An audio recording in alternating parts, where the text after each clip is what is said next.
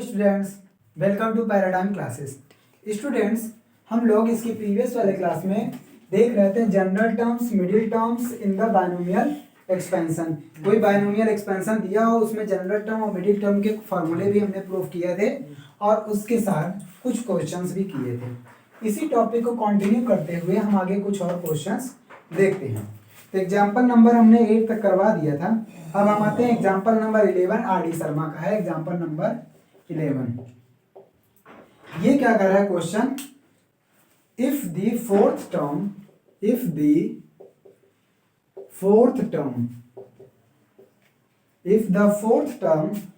In the expansion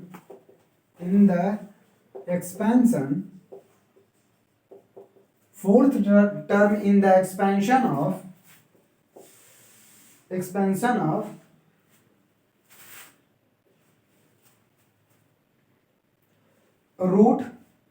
under root x raised to power 1 upon log x plus 1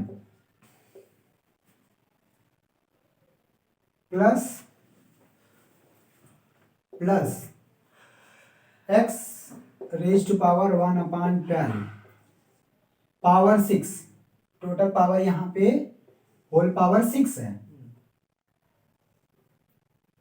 ठीक, तो कह रहा है कि if the fourth term in the expansion of this is equal to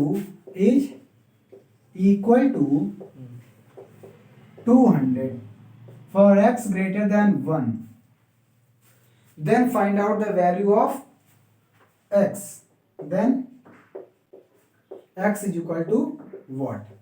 ठीक है, तो इसमें कौन सा जनरल टर्म का फॉर्मूला लगाना है, r प्लस वन टर्म का फॉर्मूला लगाना है। तो r प्लस वन टर्म का फॉर्मूला क्या था, T R plus one is equal to N C R X raise to power N minus R A raise to power R, यही था ना।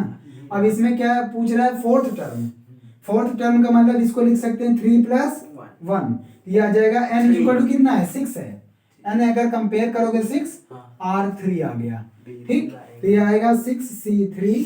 अच्छा, x के स्थान पे क्या है, ये पूरा टर्म है, तो x के स्थान पे ये रख दो x पावर 1 अपान log x प्लस 1, ये आ गया। इसका पावर कितना हो जाएगा, 6 माइनस 3 इंटू ए के स्थान पे क्या है, ये है x का पावर 1 अपान 12 रेशियो 3, मतलब जो कि r है।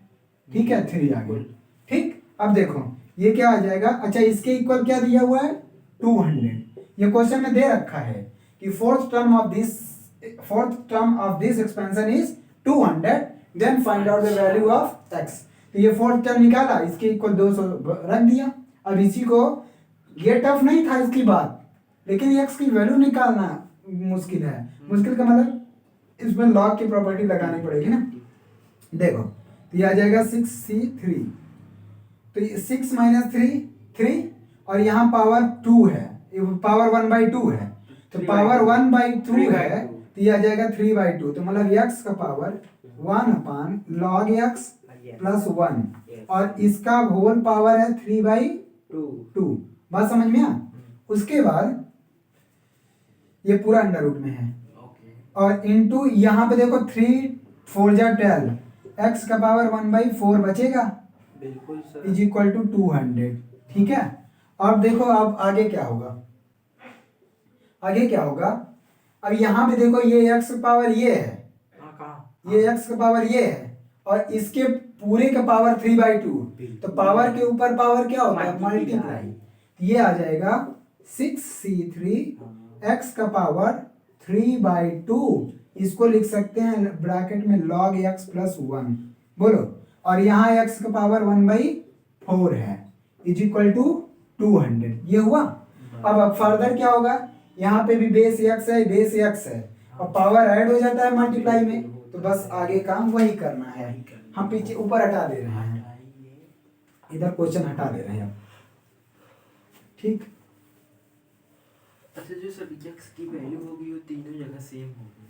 कहाँ, हाँ x तो वही है, एक ही है ना। अब देखो,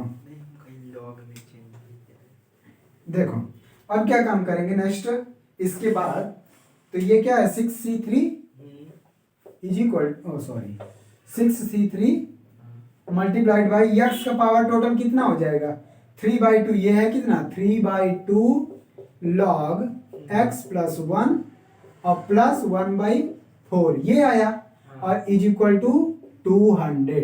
अच्छा 6c3 को भी अब कैलकुलेट कर लो, 6c3 को भी सॉल्व कर लो।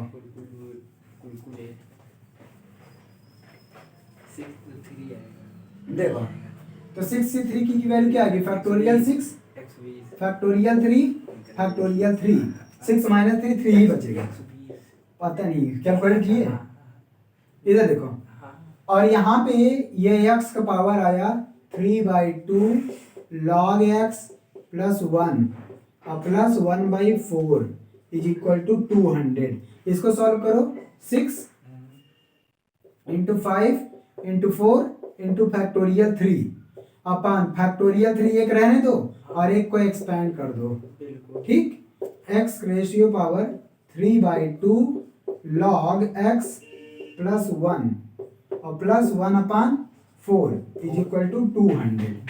अब यहाँ पे देखो फैक्टोरियल 3 से फैक्टोरियल 3 और 3 2 या 6 से 6 5 4 जा 20 20 का इधर मल्टीप्लाई है इधर जाएगा डिवाइड, तो ये आ जाएगा x का पावर 3/2 log x प्लस 1 और प्लस 1/4 और 20 का उधर डिवाइड हो जाएगा आ जाएगा 10। ये 10 आया। अब क्या काम करोगे नेक्स्ट टॉपिक, दोनों तरफ log ले लो, क्या ले लो दोनों तरफ log ले लो। तो दोनों तरफ जब log लोगे तो ये आ जाएगा 3/2 log x प्लस 1 प्लस 1/4, ये मल्टीप्लाई हो जाता है log में पावर का, जब log लेंगे तो पावर आगे मल्टीप्लाई हो जाएगा और यहाँ आ जाएगा log x और ये आ जाएगा log 10।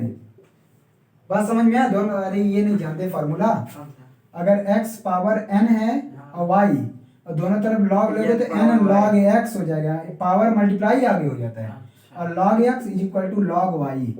बात समझ में आया? यही फार्मूला यूज किया हूँ, ये पूरा पावर था इसका मल्टीप्लाई हो गया और log x log 10 आ गया। बात समझ में आया? अब यहाँ भी क्या काम करेंगे, log 10 की आपको वैल्यू रखनी पड़ेगी, log 10 की वैल्यू हमको नहीं आता। देखो क्वेश्चन में एक ये कर दो सुधार क्या करना है, ये जो log x है इसको log x बेस 10 लिख दो बस, log x बेस 10 प्लस 1। ऐसे ही यहाँ पे भी हाँ जहाँ जहाँ x है प्लस 1 और ये भी क्या है log x बेस 10। ये आया कहाँ से? बता रहा हूँ ये क्वेश्चन में है, क्योंकि मतलब क्वेश्चन में गलत दिया हुआ है, क्योंकि ये नहीं होता तो ये होना, क्योंकि ये log 10 बेस x टाइप का बन जा रहा है, या तो फिर log 10 की वैल्यू रखो तो और लंबा हो जाएगा। दिखा रहा हूँ, पहले इसको बना लो ना, अभी क्वेश्चन में सॉल्व हो जाएगा, मत परेशान हो।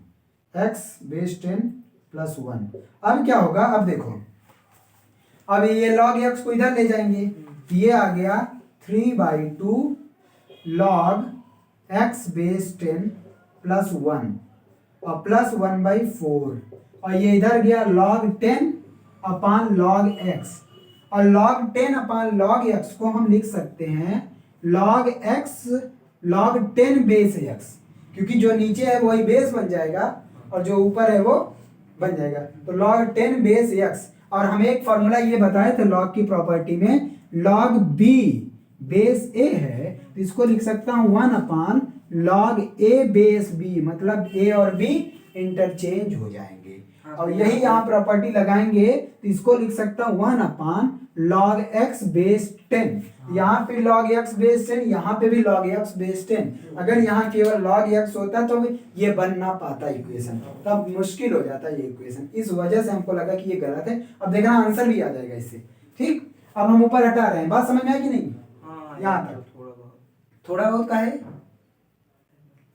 ठीक। अब ये चल प्रॉपर्टी यहाँ आ जाएगा, ये प्रॉपर्टी हटा दे रहा हूँ, प्रॉपर्टी लिख लिए होगे, ठीक। अब आते हैं इसको आगे करते हैं, तो ये आ गया यहाँ पे आया। अच्छा log x बेस 10 को हम y मान लेते हैं, क्या log x बेस 10 को क्या मान लेते हैं वाई।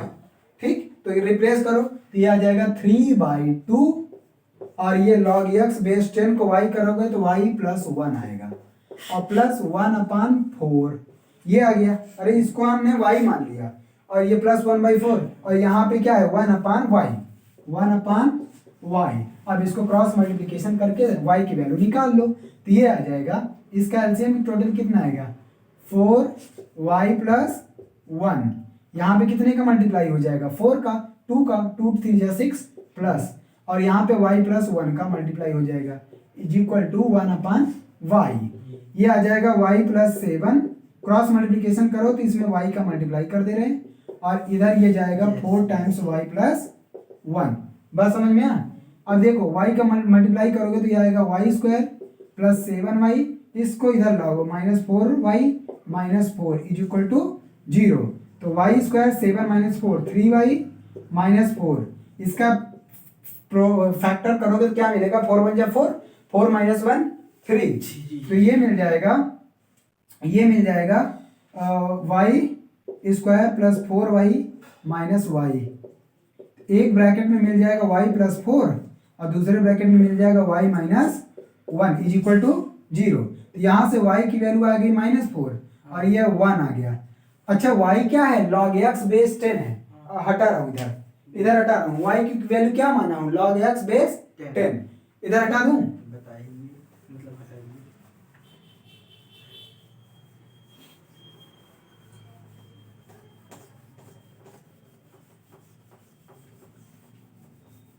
ठीक है। देखो अब क्या होगा इधर y की वैल्यू क्या माने तो y is equal to log x base 10 और y की वैल्यू एक बार अगर -4 रखोगे ये अब देखो ये आ गया log x base 10 is equal to -4। अब जब log हटाएंगे तो ये इधर क्या चला जाएगा पावर, तो x इज इक्वल टू आ जाएगा 10 पावर -4। x की एक वैल्यू तो ये हो गई, दूसरी log x बेस 10 और इसके बराबर क्या है 1, ये भी तो है y की वैल्यू। ये 1 जब रखेंगे तो x is equal to 10 power 1, तो x इज इक्वल टू आ जाएगा 10। लेकिन क्वेश्चन में देखो ध्यान से, क्वेश्चन में दिया था हमने, यहाँ क्वेश्चन लिखा था कि x ग्रेटर देन 1 है, लेकिन ये x 10 पावर -4 मानेंगे तो ये 1 से छोटा हो जाएगा, इसलिए ये आंसर नहीं हो सकता। तो answer would be x is equal to 10। बात समझ में हो गया, यही करना था और क्या। इसी तरह का 12th वाला भी है लेकिन उसमें और बड़ी प्रॉपर्टी और लॉग घुसा दिया है। ठीक है, करते हैं उसको भी, 12th भी कर देते हैं। ठीक, हटाऊं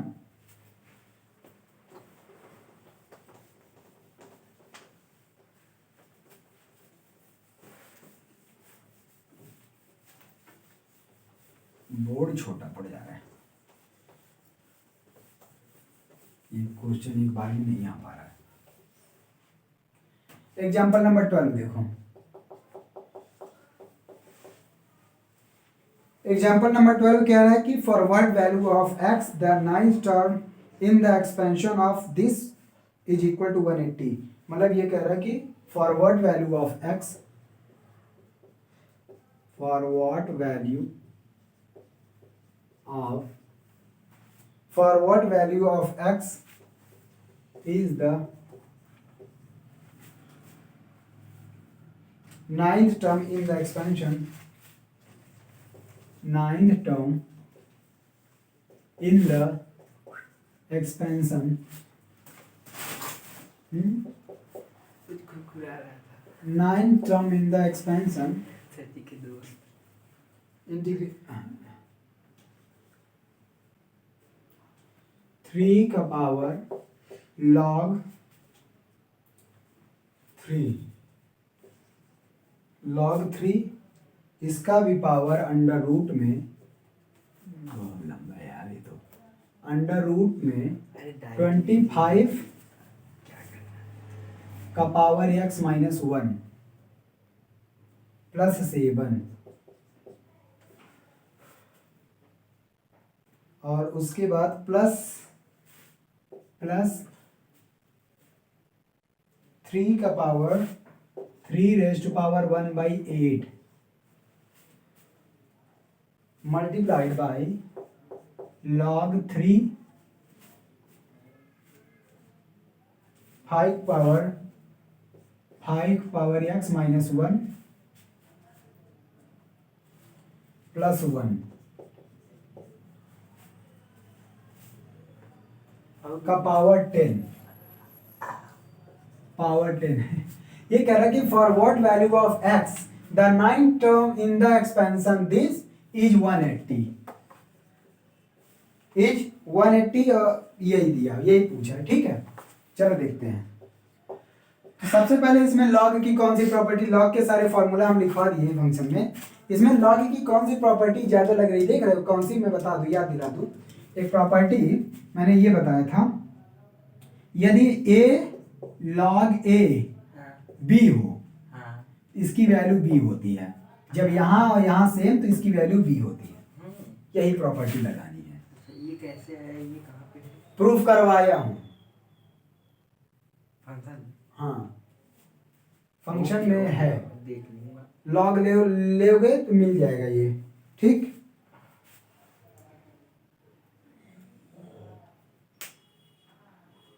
यही कह रहा है ना क्वेश्चन, फॉरवर्ड वैल्यू ऑफ। ठीक है, चलो तो ये प्रॉपर्टी लगेगी सीधा सीधा। ठीक, ये प्रूफ करवाया हूँ फंक्शन में, इसमें मत परेशान होना, केवल प्रॉपर्टी देखो बस।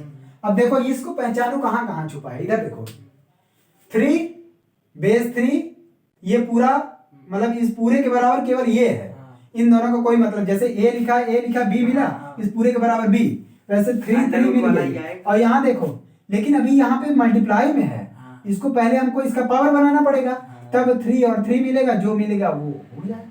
ठीक, तो क्या लिख सकते हैं, इसको आप डायरेक्ट लिख देना, मतलब रुको मैं ये एक बार फिर लिख दूं, लेकिन लंबा है। log 3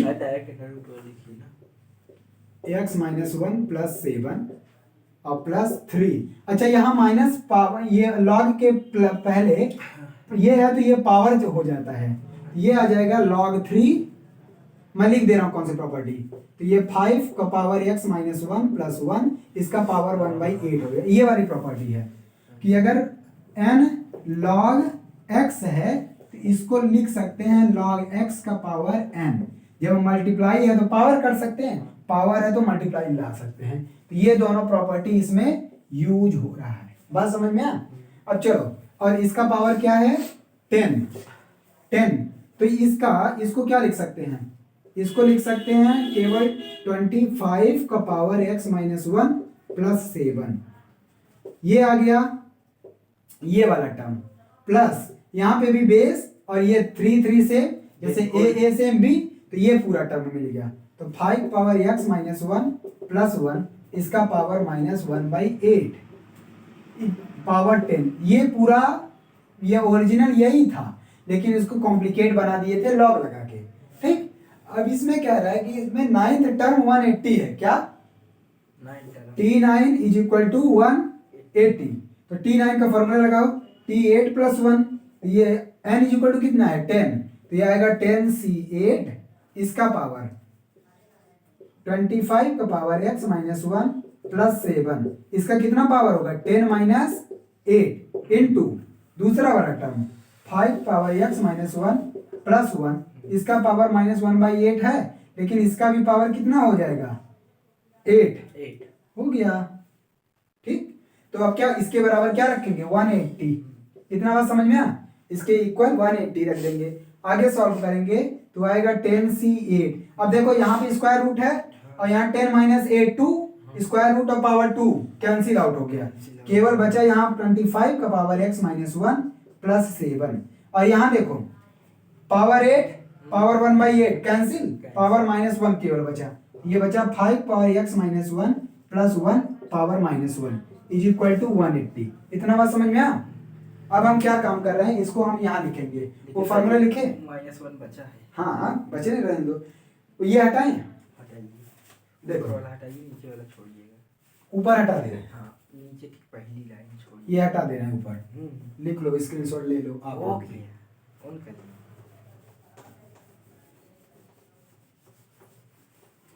देखो आगे लिखता हूं, तो आगे क्या है, यहाँ पे 10C8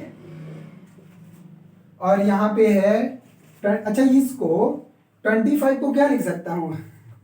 देखो 25 को क्या लिख सकता हूँ? 5 पावर 2, तो 5 पावर 2 और ऊपर से x माइनस 1 है और प्लस 7 है, और इंटू इसको क्या लिख सकता हूँ? 5 पावर x माइनस 1 प्लस 1 है और power minus 1 is equal to 180। यहाँ पे क्या है, एक सिमिलरिटी दिख रही है, 5 पावर x माइनस 1 यहाँ पे भी है, यहाँ पे भी है। हम क्या काम करेंगे, उसी को कुछ मान लेते हैं। तो 5 power x minus 1 is equal to, हम क्या मान ले रहे हैं? y। क्या मान ले? 5 पावर x माइनस 1 को y मान ले रहा हूँ। अब यहाँ रिप्लेस करो तो आएगा 10c8, यहाँ आएगा y का पावर 2, हाँ y स्क्वायर, शाबाश, y स्क्वायर प्लस 7, और यहाँ पे क्या लिखेंगे? y प्लस 1 और इसका पावर माइनस 1 है, 180 के इक्वल आ गया। बस समझ में आया? अब चलो इसको नीचे वाला और डिलीट ही कर दे रहा हूँ, हटा दो नीचे। हाँ, आप नीचे वाला हटाइए। ठीक, हटा दो ऑन करके। अब क्या हुआ, लिख दो इक्वेशन, इसको एक्सपेंड करो, ये शायद कट जाएगा, बहुत सिंपल हो जाएगा।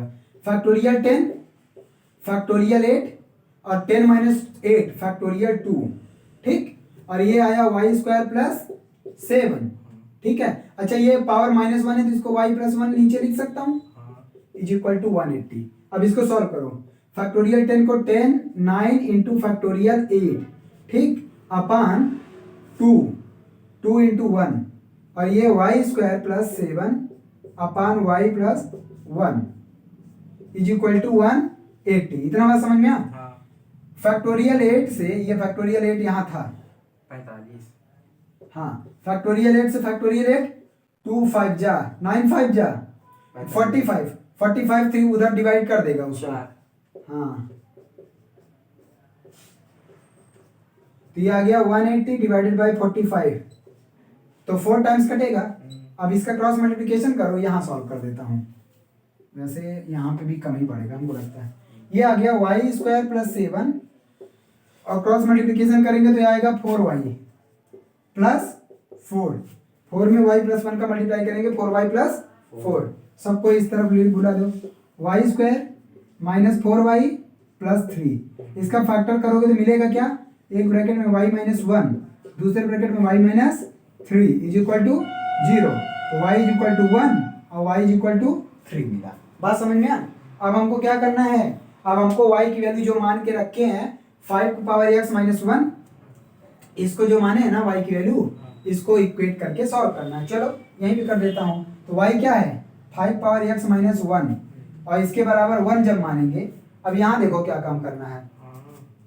अच्छा 1 को क्या लिख सकते हैं? 1, ये 1 है ना, हाँ, 5 पावर 0, अब दोनों तरफ बेस सेम हो गया, तो x minus 1 is equal to 0 ना, x इज इक्वल टू 1 आ गया आंसर। लेकिन अच्छा क्वेश्चन में कुछ कहा नहीं है x के बारे में, तो ये में आंसर हो सकता है। आगे चल रहे हैं, हाँ, तो ये 5 पावर x माइनस 1 जब y की वैल्यू 3 रखेंगे तब क्या होगा? अब 3 को बनाना, अब यहाँ पे log लेना पड़ेगा, log में आंसर आएगा। कैसे? देखो, तो x minus 1 log 5 is equal to log 3, ठीक, तो x minus 1 is equal to log 3 upon log 5, और log, अरे 5 इधर कर दिया, log और log ये 3 बेस 5 हो जाएगा, और x इज इक्वल टू आ जाएगा 1 प्लस, नहीं तो इसको ही सॉल्व करो, इसको अभी रहने दो, इसको ही सॉल्व, इसको इधर ले जाओगे तो आएगा log 3 अपान log 5, ठीक, और एलसीएम लोगे तो log 5 आएगा, log 5 प्लस log 3 प्लस में मल्टीप्लाई हो जाता है, तो ये आ जाएगा log 15 अपान log 5, तो इसको लिख सकते हो log 15 log 5, ऐसे लिख सकते हो log 15 बेस 5, दिख रहा है? हाँ, अरे log a बाई b जैसे लिखते हैं ना, तो log 15 अपन log 5 है तो log 15 बेस 5 लिख सकते हैं इसको, ठीक, यही इसके दो आंसर्स हैं, ठीक है।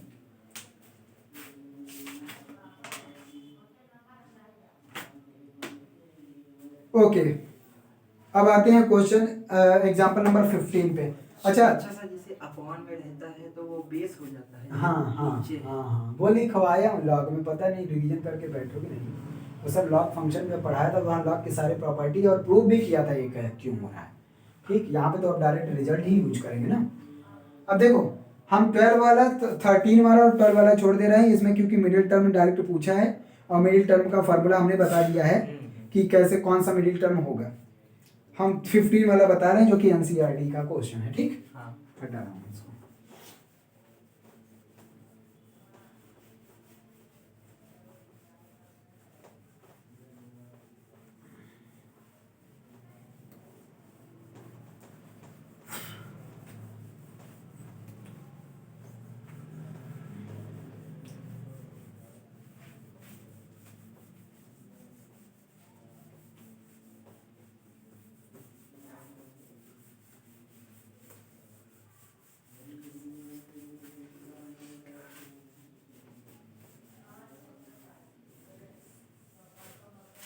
एग्जाम्पल नंबर 14, ठीक, sorry 15।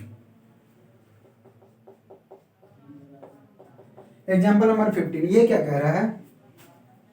So that the middle term in the expansion of 1 plus x raise to power 2n is this. So that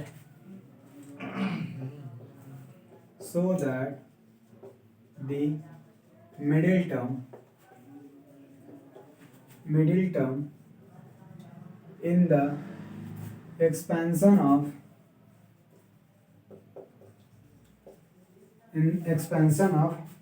1 plus x raised to power 2n, 1 plus x का power 2n is 135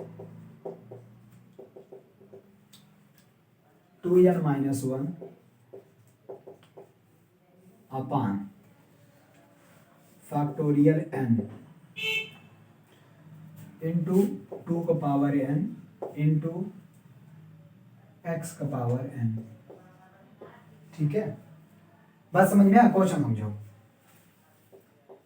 ये कह रहा है कि ये term, ये expansion है, ये 1 प्लस एक्स पावर 2n, इसके एक्सपेंशन में मिडिल टर्म ये है, यही प्रूफ करना है, ठीक है। इसके एक्सपेंशन में मिडिल टर्म ये है, ये प्रूफ करना है। अब ये बताओ, मिडिल टर्म कल पढ़ाए थे, मिडिल टर्म में कितने इसमें कितना मिडिल टर्म होगा, या कौन सा मिडिल टर्म होगा? इसमें कौन सा टर्म में मिडिल टर्म होगा?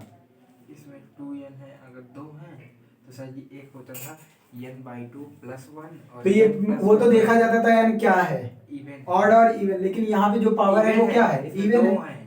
हाँ, इवन वाले में कितने होंगे? एक n+1 2n/2 + 1, हाँ, और 2n/2, 2n/2 + 1, एक तो होगा 2n/2, हाँ, और दूसरा होगा 2n/2 फिर एक बार और 1।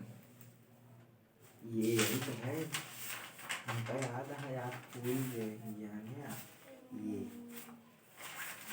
हमको याद है, n+1/2 और एक वो ऑड के लिए था। इवन के लिए देखो, n/2 + 1, इवन के लिए क्या है? इवन के लिए n/2 और 2th टर्म, बस हाँ बस यही था ना। हाँ, तो यहाँ n क्या है? 2n है, 2n/2th टर्म, 2 मतलब nth टर्म।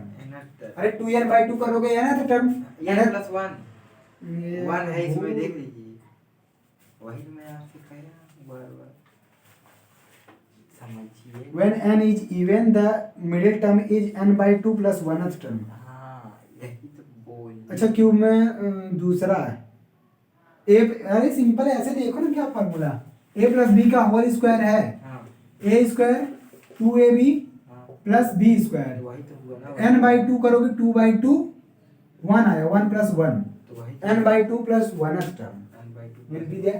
यही था ठीक है, हमारा सही है, ठीक है, कोई नहीं, हेल्प प्रूफ कर लो और क्या। चलो, इसमें मिडिल टर्म क्या होगा? पावर 2n क्या है? इवन है, इवन है। हाँ, देन द मिडिल टर्म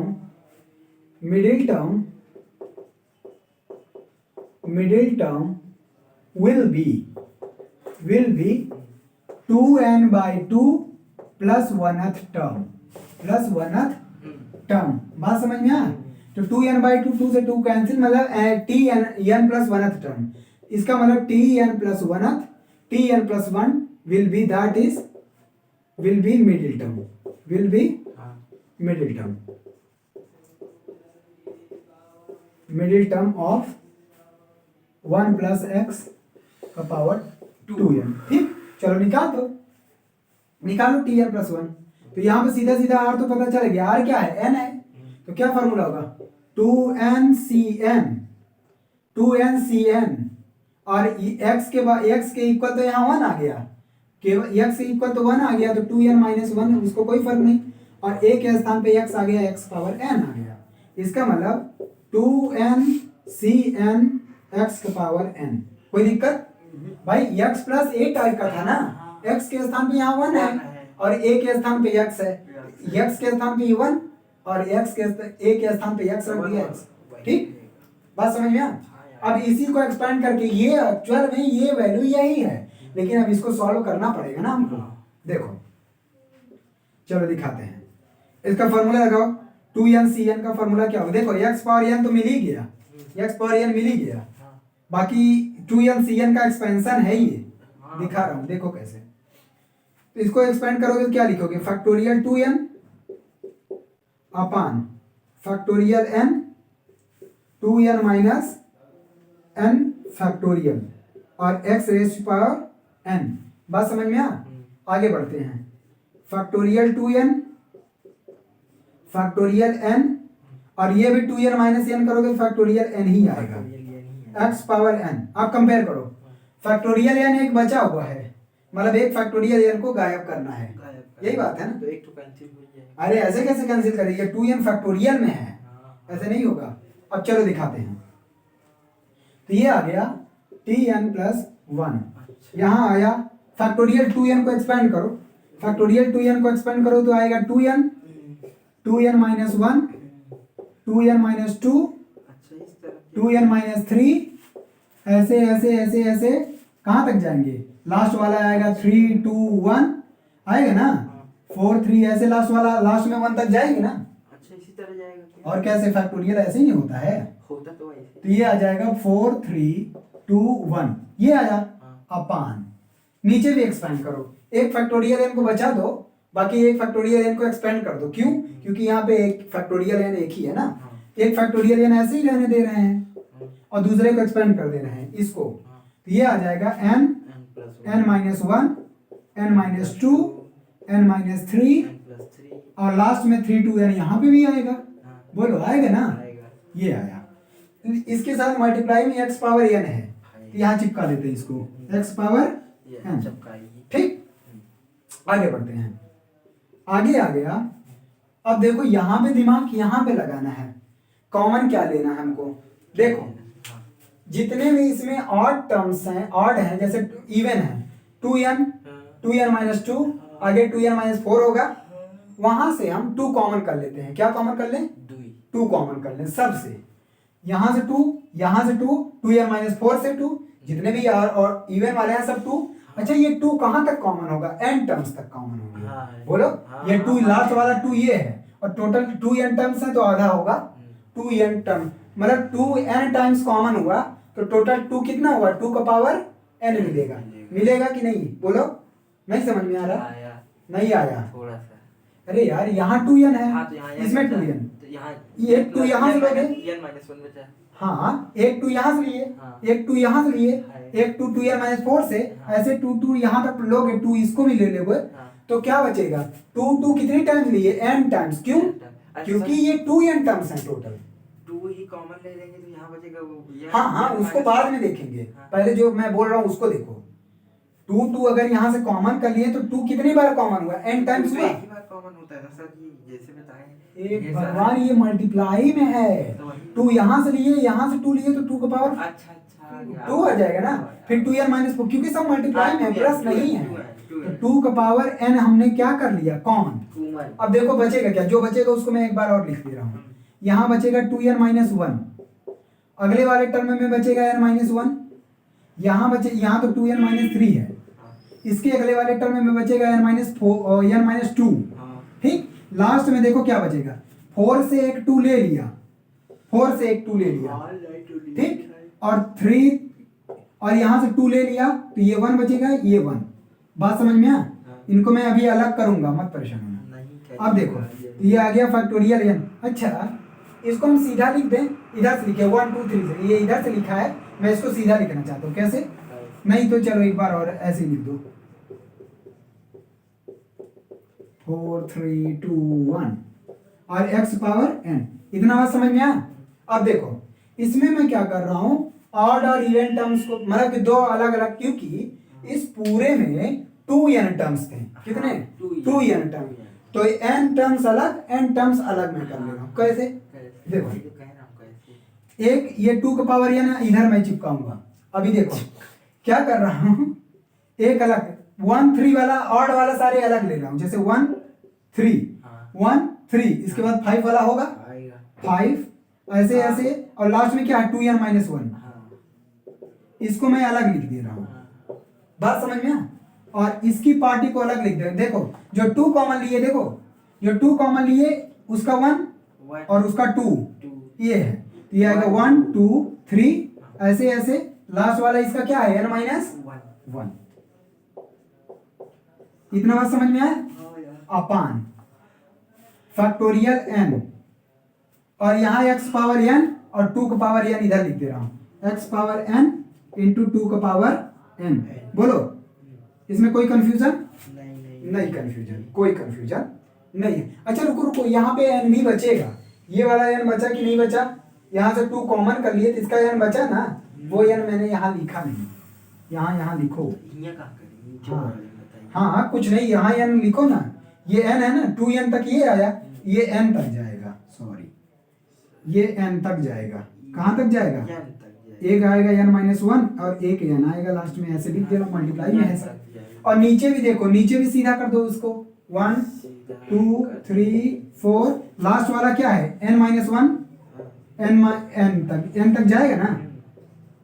अब एक चीज देख लो कॉमन क्या कट रहा है, इधर देखो सीधा दिख रहा है, इधर देखो ये पूरा से बचेगा ना, ये कैंसिल, तो बस जो बच गया वही लिख दो। ऊपर क्या बचा 1 3 5, लास्ट में है 2n माइनस 1, अपन नीचे बच गया फैक्टोरियल n, बगल में बच गया 2 का power n into x power n। यही प्रूफ करना था, ये प्रूफ करना था ना, हो गया आंसर। ठीक है, आसान था, बस स्टेप बाय स्टेप चलना था और कुछ नहीं है। ठीक हो गया।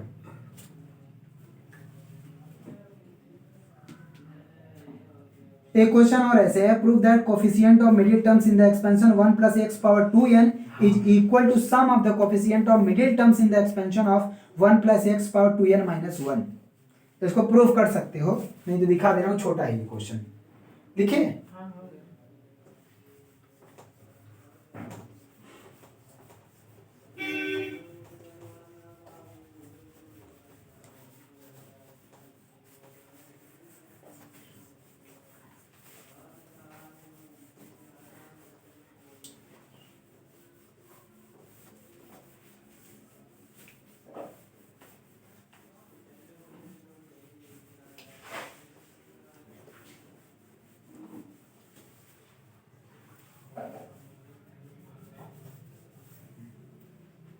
चलो example number 16।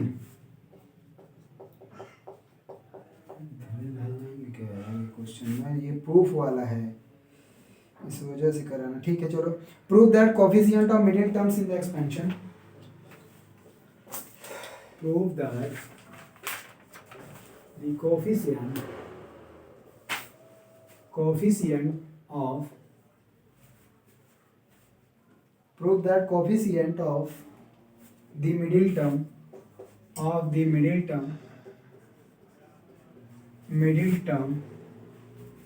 in the expansion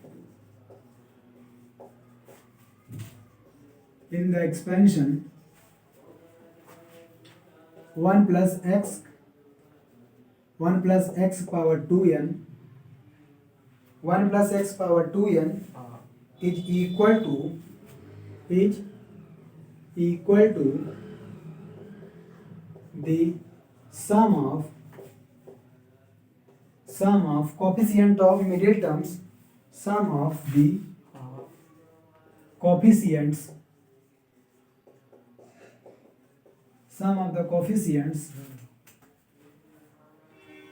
sum equal to the sum of coefficients of the middle terms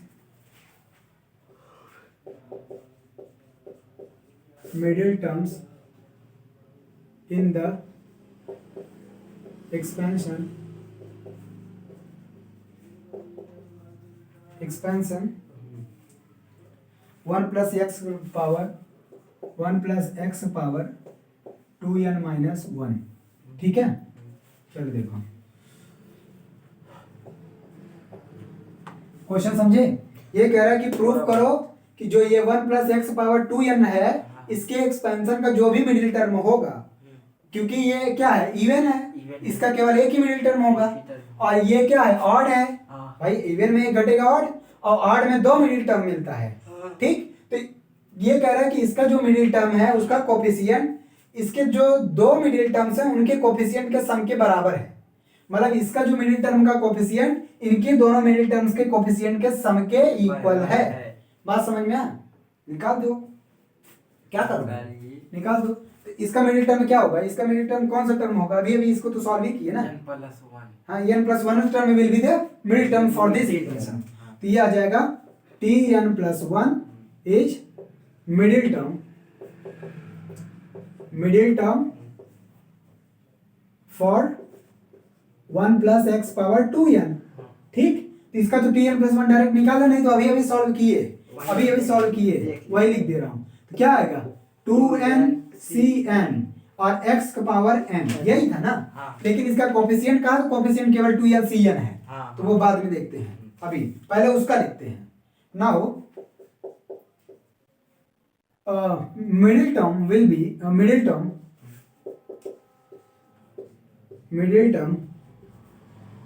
in the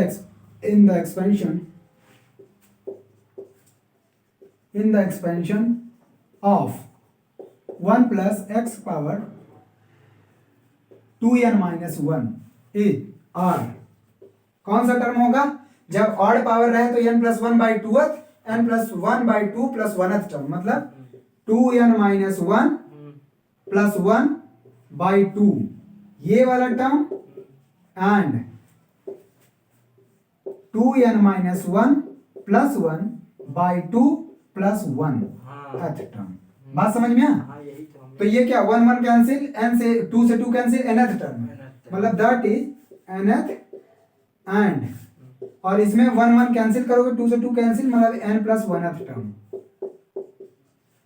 term will be middle term. बात समझ में आया? मिडिल टर्म अब निकाल दो यही, ठीक। इसका मतलब इसको टी डैश मान लेते हैं, क्या, क्योंकि इसको टी माने तो इसको टी डैश मानो, क्योंकि टी एन कर दोगे तो गड़बड़ हो जाएगा फिर। तो ये आ जाएगा टी एन डैश मान लेते हैं, टी एन डैश, ओके। तो ये आ जाएगा, उसका पावर कितना है 2n-1, और सी जो यहाँ रहता है उसका एक कम लिखा जाता है, ध्यान रखना। जैसे n+1 है तो यहाँ n लिखा गया, यहाँ n है तो n-1 आ जाएगा, और x का पावर n-1। ऐसे इसका ये वाला टर्म लिखोगे tn+1th टर्म, तो इसका तो सही है 2n-1 cn और x raise to power n, ठीक है। तो इनके कोफिशिएंट हमको प्रूफ करना है कि इसका कोफिशिएंट ये है और इसका कोफिशिएंट ये है, तो इन दोनों का सम ये आएगा, यही हमको प्रूफ करना है, ठीक। मैं यहाँ लिख दे रहा हूँ हमको प्रूफ क्या करना, वी हैव टू प्रूव, हाँ, we have to prove 2n-1 cn-1 plus 2n-1 cn is equal to 2n cn। इसमें तो फार्मूला लगा देंगे, कॉम्बिनेशन का भी कल एक फार्मूला याद दिलवाऊं, कॉम्बिनेशन के एक फार्मूला हमने भी बताया था, वही फार्मूला डायरेक्ट यूज होगा, आ जाएगा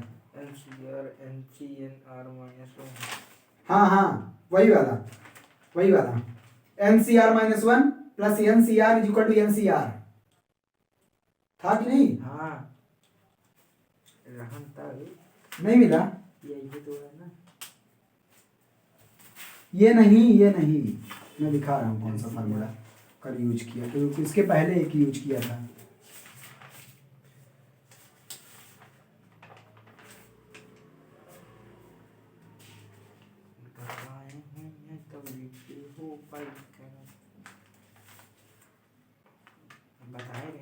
हाँ हमको याद है, हम कल बताए, याद है।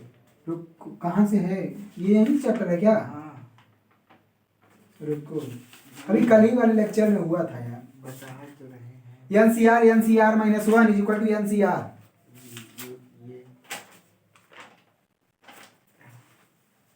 ये NCN equal to 1 A minus B degree 1 equal to 1, यही वाला ना। ये NCN equal to 1 A minus B degree 0 1। रुको, ऊपर हटा रहा हूँ ठीक। ये हमको प्रूव करना भी कर रहा हूँ, देखो तो दिखा रहा हूँ कौन सा फॉर्मूला।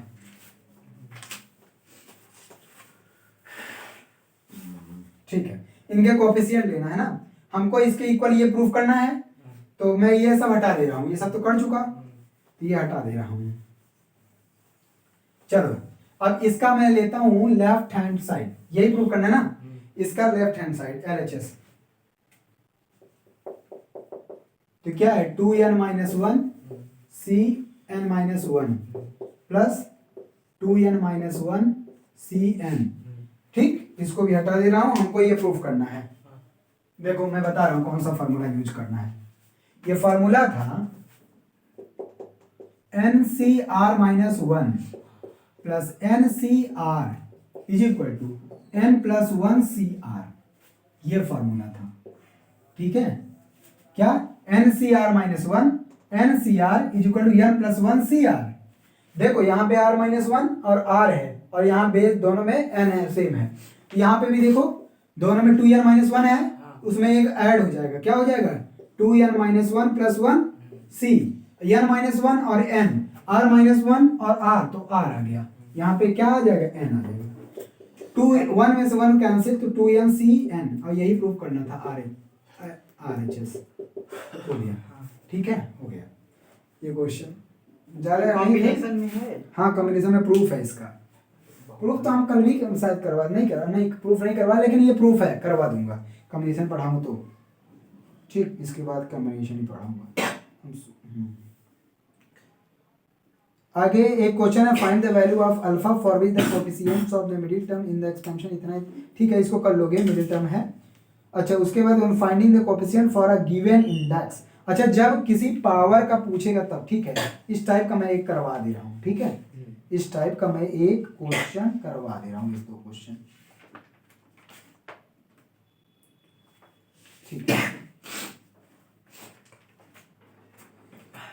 लिखिए इसको।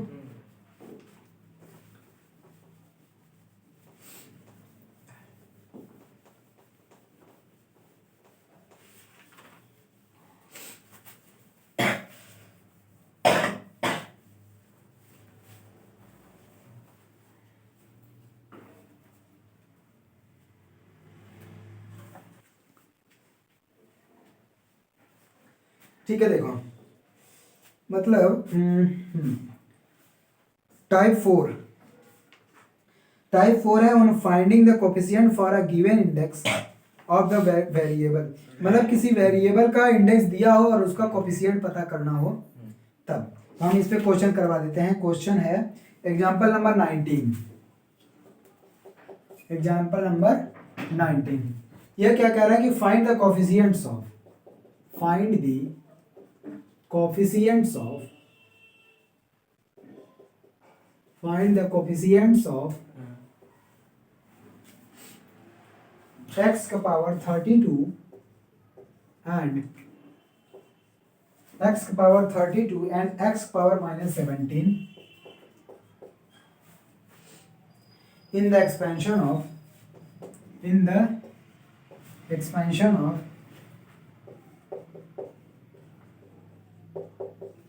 expansion of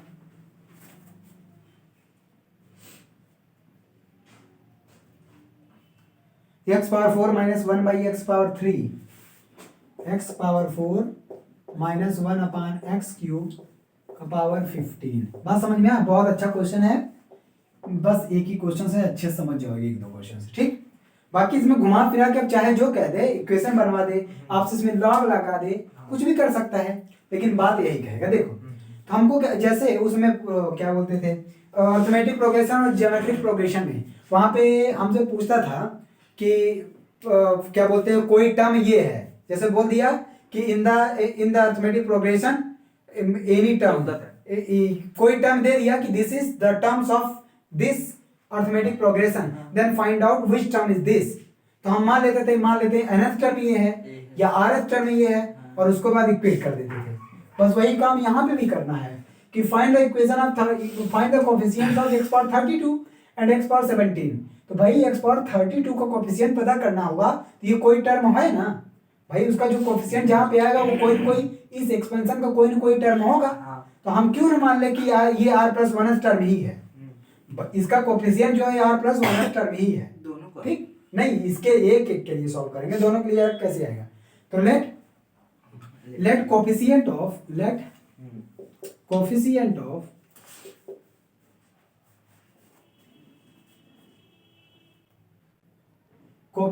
of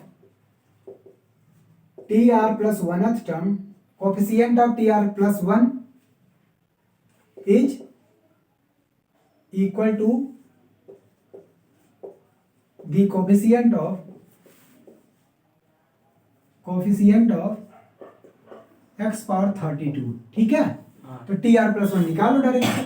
tr plus 1 क्या आएगा, ncr 15cr x का पावर 4 का power 15 minus r into 1/x³ का पावर r। बोलो कोई दिक्कत।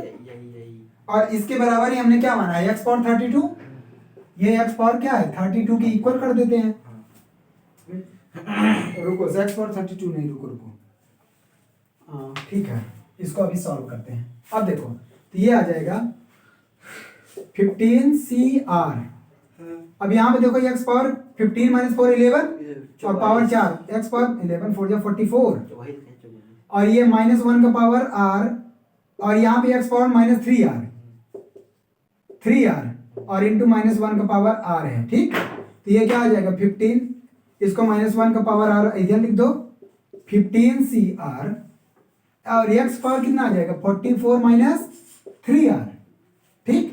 और क्योंकि हमने मान रखा था यही जो है इसमें x पावर ये 32 वाला कोएफिशिएंट इसके इक्वल है, इसका मतलब ये वाली वैल्यू क्या है 32 के बराबर होगी, क्योंकि ये 32 का कोएफिशिएंट ही माना था ना। तो ये क्या आ जाएगा 44 minus 3r is equal to 32 ठीक। तो 3r इज इक्वल टू आ जाएगा 44 माइनस 32, तो कितना आएगा 2 1, r इज इक्वल टू 3 4 जा 12, ये आ गया। तो r इज इक्वल टू अब यहाँ रखोगे, इसका कोएफिशिएंट पूछा है ना। हाँ बोलो 44 माइनस 3r कैसे हो, दोनों का बेस तो अलग अलग है ना, x और 3 अलग अलग। कहाँ x और 3, ये 3r था, ये 44 है 40। हाँ ऊपर जाइए थोड़ा, ये और थोड़ा यहाँ और थोड़ा यहाँ, हाँ ये x पावर 44 है। ओ यहाँ x है, ये x ये नहीं देखे, अरे ये x है वो गलती से लिखवा गया ठीक। तो x power r, r is equal to 4 आ गया। अब हमसे इसी का कोएफिशिएंट पूछा था ना, अरे अब यहाँ पे इसके बराबर 32 रखोगे तो ये कोएफिशिएंट आ जाएगा। देन कोएफिशिएंट हमको ये कैसे पता चला कि उसी का ये 32 हम मान लिए हैं, और इसीलिए तो इसके बराबर का इक्वेट किया 32 ना। हमने माना कि r प्लस 1th टर्म जो है x पावर 32 कंटेन किया हुआ है, तो इसमें x का जो भी पावर आया उसके x पावर 32 से कंपेयर कर दिया। तो जब ये वहां से r की वैल्यू आ जाएगी, जब r की वैल्यू आ जाएगी तो इसका कोएफिशिएंट क्या है, ये है, यही हमको निकालना था। बात समझ में आ।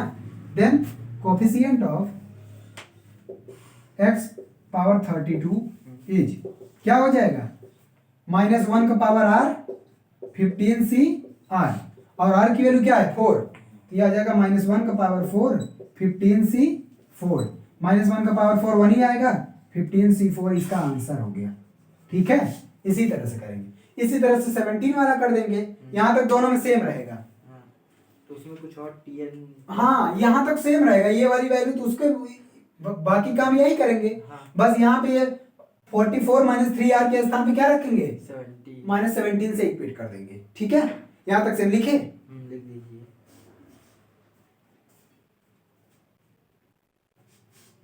हो गया ठीक। तो इसको हटा दे रहा हूं, जो डिलीट करना वही हटा दे रहा हूं, केवल यहां पे चेंज कर दो ये x पावर -17, और इससे कैलकुलेट करोगे क्या आ जाएगा 44 minus 3r is equal to -17। 3r उधर जाएगा, 44 प्लस 17 आ जाएगा, 7 4 7 4 11 4 1 5 6 61, 3r, r is equal to आ जाएगा 61/3। अब ये बताओ 61/3 ये फ्रैक्शन में है, क्या कोई वैल्यू फ्रैक्शन, ये rth टर्म है ना, r क्या है, नंबर ऑफ टर्म्स हैं, r is equal to 1 2 3 4, r हमेशा इंटीजर में रहता है, r कभी फ्रैक्शन में होता है, नो सर, इसका मतलब इसमें नेगेटिव टर्म आएगा ही नहीं कभी, नहीं है। ठीक है, इसमें x पावर -17 वाला टर्म आएगा ही नहीं, तो आप कह सकते हो which is impossible, which is impossible, इसका मतलब कह सकते हो दैट इज ये इसमें डजंट कंटेन x पावर -17 को, कोफिशिएंट ऑफ उसको जीरो कर सकते हो सीधा सीधा, that is coefficient of x power -17 is zero, क्योंकि है ही नहीं वो टर्म, तो जीरो लिख सकते हो, उसमें क्या, चाहे जिसका कोफिशिएंट पूछे, जब वो टर्म है ही नहीं तो उसको हम क्या लिख सकते हैं, जीरो। इस टाइप के क्वेश्चन केवल इसी तरह से ही करना है, उसको r प्लस वाला टर्म मान लोगे, उसको कंपेयर कर दोगे, r की वैल्यू आ गई, जो पूछा है पूछे, इसी तरह से चाहे जो क्वेश्चन इसमें बना दे, तो बहुत क्वेश्चन है।